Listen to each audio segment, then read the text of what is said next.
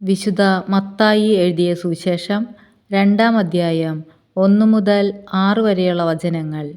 ജ്ഞാനികളുടെ സന്ദർശനം.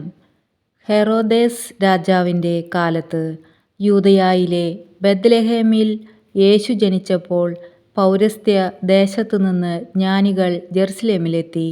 അവർ അന്വേഷിച്ചു, എവിടെയാണ് യഹൂദന്മാരുടെ രാജാവായി ജനിച്ചവൻ? ഞങ്ങൾ കിഴക്ക് അവൻ്റെ നക്ഷത്രം കണ്ട് അവനെ ആരാധിക്കാൻ വന്നിരിക്കുകയാണ്. ഇതുകേട്ട് ഹെറോദേസ് രാജാവ് അസ്വസ്ഥനായി. അവനോടൊപ്പം ജെറുസലേം മുഴുവനും. അവൻ പ്രധാന പുരോഹിതന്മാരെയും ജനത്തിൻ്റെ ഇടയിലെ നിയമജ്ഞരെയും വിളിച്ചുകൂട്ടി, ക്രിസ്തു എവിടെയാണ് ജനിക്കുന്നതെന്ന് ചോദിച്ചു. അവർ പറഞ്ഞു, യൂദയായിലെ ബെത്ലഹേമിൽ.